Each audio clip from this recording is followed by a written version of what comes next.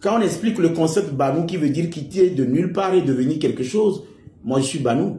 Et je dirais même que le papa de Fort Ressources Nyasimbe, général Eyadema, est un Banou. Si on part sur ce concept, un concept où la personne quitte de nulle part et devient quelque chose, c'est le nom du général Nyasimbe Eyadema qui est sur l'aéroport.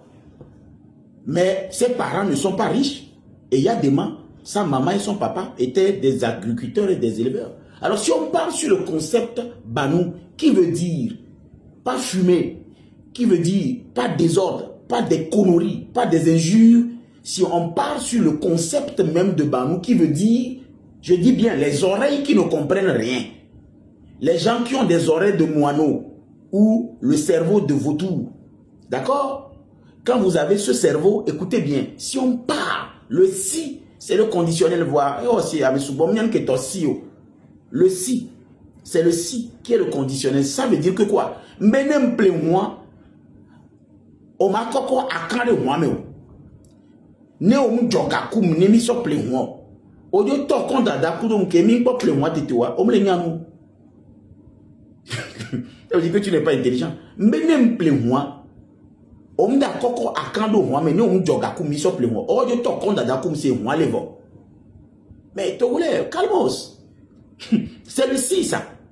Si. Donc, je dis si. Le concept veut dire un débrouilleur, un débrouillard. Quelqu'un qui est sorti de nulle part pour devenir quelque chose qui a impacté, qui reste dans l'histoire. Alors, même le général Nyasimbe Eyadema est un Banou. Pourquoi? Parce qu'il a quitté de nulle part pour devenir le président de ce pays et a son nom aujourd'hui sur l'aéroport d'un pays. Maintenant, les illettrés qui vont aller dire que j'ai dit que le général Nyasimbe Eyadema est un Banou, vous êtes des abrutis, vous êtes des cons, vous êtes des stupides. Ceux qui vont titrer cette vidéo que j'ai dit que le général Nyasimbe Eyadema est un Banou, ça veut dire que votre oreille n'a pas travaillé sur le si. Donc c'est le si, ça. Le si. Donc c'est pour ça que je dis moi-même je suis Banou. Parce que moi-même, je ne suis pas né avec le cuillère d'or. Mais j'ai un parlement, vous venez ici vous parler. Donc moi aussi j'ai fait quelque chose, même si je meurs demain, il y a un parlement. Et ce parlement c'est moi. Donc je parle de Banou. Mais si le Banou c'est fumer, je ne suis pas dedans. Le Banou c'est insulter le cul de la maman des gens, je ne suis pas dedans. Le Banou c'est diffamer, je ne suis pas dedans. Le Banou c'est l'outrage, je ne suis pas dedans. Le Banou c'est l'arrogance, l'insolence, je ne suis pas dedans. Le Banou c'est l'attaque, je ne suis pas dedans. Ça dit, c'est pourquoi on dit si. Si le Banou, voilà. Il faut que vous compreniez. C'est ça. Maintenant, voilà le secret qu'on appelle un secret qu'on peut donner à un Banou qui a quitté de nulle part et qui veut devenir quelque chose. Ou bien le secret que je peux donner à chaque Togolais. Et si les Banous se retrouvent dedans, ils n'ont qu'à prendre. Je veux vous aider à réorganiser votre concept, mais je pense que le nom déjà a un problème. Donc, vous devez réfléchir sur le nom. Le Banou, dans son sens étymologique, ne veut pas dire le si que j'ai dit, que ce soit à gauche ou à droite. Ça veut dire quelque chose qui n'a rien à voir avec les deux côtés que j'ai cités. Donc, il faudrait commencer par réfléchir pour voir qu'est-ce qu'il faut vraiment donner comme orientation future pour que son nom ressemble ce que ça doit ressembler. Parce que le Banou même, dans son sens étymologique, ça ne veut pas dire tout ça, là, les deux côtés. Mais j'ai un conseil pour les Togolais. La première personne qui porte plainte, même si c'est elle qui a commencé, si vous ne faites pas attention, elle aura raison. Je vous explique par cet exemple simple. On suppose que c'est M. Adebayor qui a provoqué les ghetto-vies. On suppose que c'est M. Adebayor qui a provoqué les ghetto-vies. Et les ghetto-vies ont réagi. Mais les ghetto-vies ne devaient pas réagir, ils devaient porter plainte. Ils ne peuvent pas se rendre justice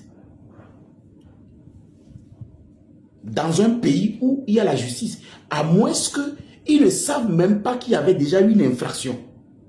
Et là, quand il y a une infraction, tant que quelqu'un ne se plaint pas en matière juridique, Il n'y a pas de problème. La loi est calme. C'est-à-dire, quand deux personnes se querellent, ils peuvent se quereller matin jusqu'au soir, 24 heures sur 24 heures, 100 ans sur temps. Tant que quelqu'un parmi eux ne quitte pas pour aller se plaindre, la loi ne dit rien. C'est ce que vous ne savez pas. La loi a prévu. Ce n'est pas le rôle de la loi de porter plainte ou bien de s'auto-saisir quand deux individus se querellent. Le rôle que je suis même en train de jouer ici pour vous là, ce n'est pas mon rôle. Vous m'avez payé? Non. Vous m'avez liké? Non. Vous avez donné quelque chose? Non. Est-ce que j'ai fait ce que Raoul a fait? Il dit donner des pièces pour suivre un live bidon qui n'apporte rien au développement communautaire et économique. Rien. Je vous donne gratuitement. C'est comme ça qu'on participe à la cohésion sociale et à construire une société. Ce n'est pas gratuit ce que je suis en train de partager avec vous. C'est des efforts, c'est des études, c'est des longueurs de journée à étudier, à bosser pendant que toi tu te masturbes, pendant que tu es sur le vagin 4 heures, ou là mon coteau de 4 pendant 4 heures parce que tu ne veux pas vite jouir, tu fais 4 heures sur le vagin, moi je suis en train de lire le livre rouge là. Et toi tu es sur les fesses, tu baises. Et après, c'est toi qui viens m'insulter encore, mais je vous donne ça. Le temps que toi, tu te masturbes en regardant les grosses fesses que tu ne vas jamais attraper, mais dans ta tête, ça fait clou, clou, clou, clou, clou, clou, clou, clou, clou. Moi, je lis l'histoire de Martin Luther King, de Patrick Lumumba. Je lis Thomas Sankara. Je lis Olympio. Je suis en train de lire des livres de Socrate. Là, toi, tu es en train de regarder les fesses, et on les t'envoie. Tu fais une masturbation et finalement, tu te masturbes 24 heures sur 24 fois. Et tu ne donnes rien quand moi je partage ma connaissance avec toi. Ce n'est pas bon. Ce n'est pas du tout bon. Des fois, quand vous tombez sur quelqu'un qui vous partage ce que vous n'avez pas, il faut liker, il faut donner, il faut partager, il faut applaudir, il faut faire des trucs. Comme ça, demain, la personne va encore donner. C'est au fait, mi se masturber, caca, vous savez combien de l'eau il y a dans le corps humain? Il y a plus de 60% d'eau dans le corps d'un homme. Vous savez combien le cerveau pèse? 2 grammes. Est-ce que vous savez combien d'intestins vous avez dans votre ventre? Ça, vous ne savez pas, mais vous savez ce que les gens mangent partout.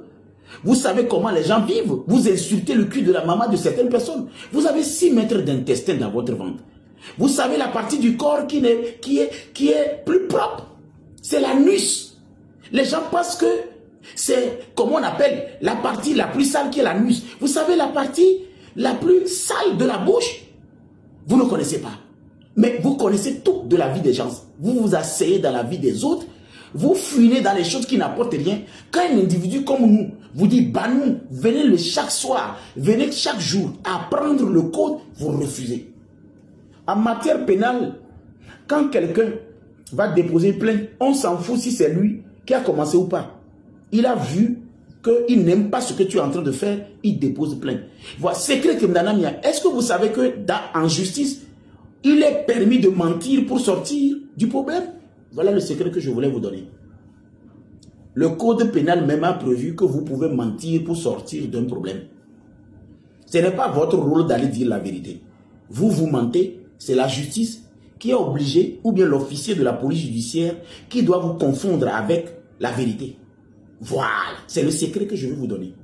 Donc, ce qui veut dire que quoi? Même quand vous êtes dans une affaire, vous pouvez mentir. C'est l'officier de la police judiciaire qui va vous dire, bon, tu as fini, il va dire oui. Et il te présente les faits. Voilà pourquoi moi, je veux gagner en temps.